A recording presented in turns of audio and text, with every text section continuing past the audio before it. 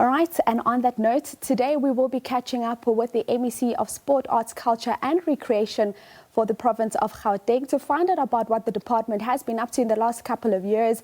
MEC Mbali, welcome to Sports on Morning Live. Thanks for joining us.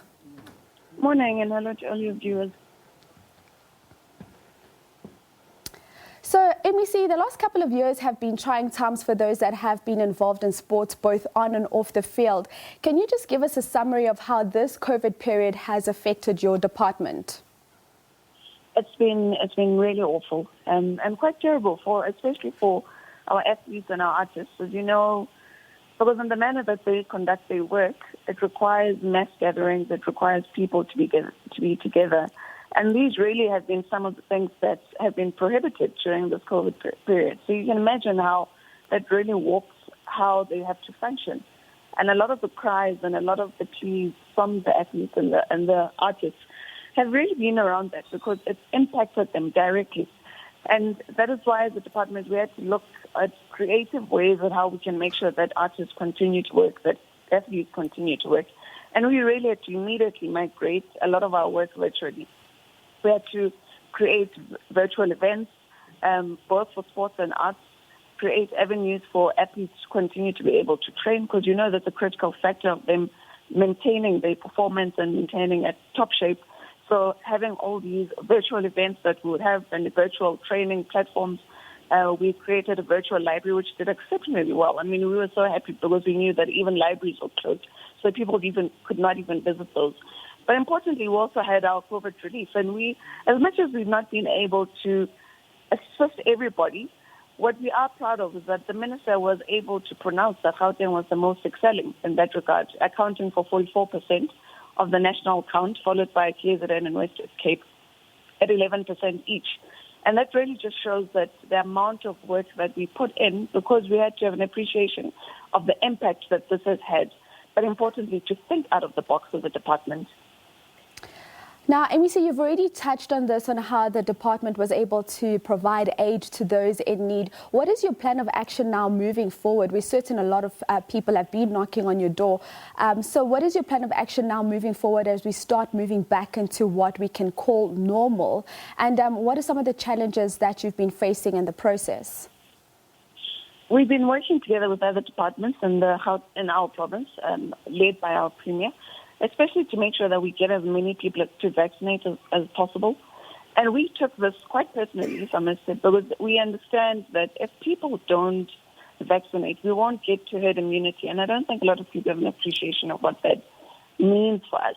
So if you look at the rest of the world, people have opened up, people are going to stadiums, people are going to concerts, and life really is getting back to normal. So we are in level 1. And we do appreciate that because it does mean that we're able to continue with some of our activities. So we've started, and this period for us is about community games. So if you know all your community soccer games that take place, your community netball games that take place, and these are truly at the heart of the work that we do during vacation. So whilst a lot of people begin to leave and proceed to the various provinces that they're from and so forth, you still have a lot of people that reside here. And then making sure that we keep the township economy vibrant and working. We focus on these community games because it allows Abu Mama who sell on the street to be able to do so and so forth. So that's really what is going to be our focus. But with regards to the athletes and the artists, we're dealing in our major events. So a lot of people would have brought in their applications for work that they want to do and they want the department to support them in. That's what we're facilitating and finalizing on. We're quite happy about that too. We're revamping our virtual library because we still want people to be engaged intellectually. So as people head to the vacation season, we still want them to continue reading. So we're revamping that and bringing in multimedia within it and so forth, just to make it more fun and interactive for people to continue being connected. And we're also exploring esports. I mean, that's a big thing globally. And Gauteng really sees itself not just as the home of champions, but also being pioneers in a number of these innovative avenues that are there. So we really will be focusing on esports also as a way to get people engaged in that level of sports. And I know a lot of parents, the moment you see your child on a PlayStation and so forth, you shout at them and tell them to go read a book and stop wasting their time and so forth. But we're really trying to change the mindset of a lot of parents and say, this is actually a huge potential for your child. And if they are excelling in it, you may need to direct them towards it because it's such a huge industry.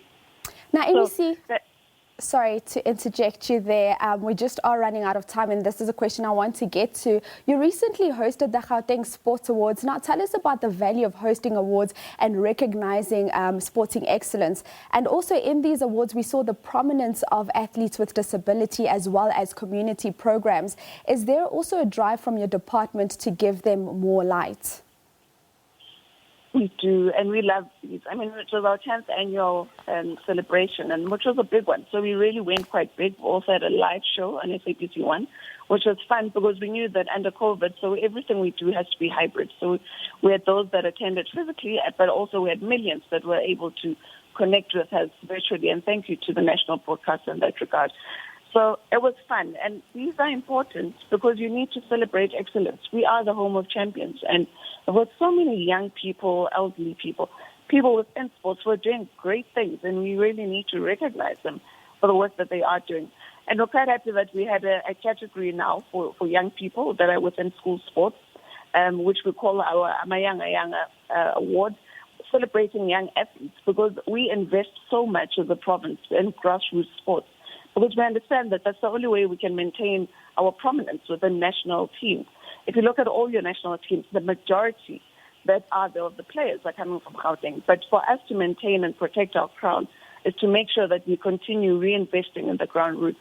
And that's what the awards are about. It's about celebrating excellence, bringing it out, and ensuring that we continue to inspire others. And that's why we love them so much, and everybody had a great time. MEC, thank you so much for your time this morning, and good luck as you continue to serve the world of sports, arts, culture and recreation. Thank you so much, and goodbye. That was, of course, the MEC of Sport, Arts, Culture and Recreation for the province of Gauteng, MEC Mbadi Hlophe. But right now we do move on to